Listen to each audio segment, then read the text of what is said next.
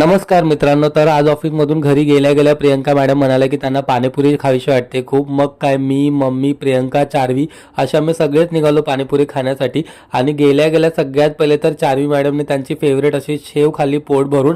आणि त्यांची शेव खाऊन झाल्यानंतर मग या सासू सुनांनी अगदी पोट भरून पाणीपुरीवरती ताव मारला.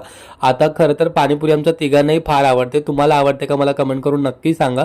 आणि मग मी माझ्यासाठी मागवली शेवपुरी. तर आमच्याकडे आज खूप छान पाऊस झाला होता आणि त्या पावसाळ्यात चटपटीत खायला खरंच खूप भारी वाटतं. आणि मी मागवल्या शेवपुरीमध्ये शेवटी यांनी भागीदारी घेतली.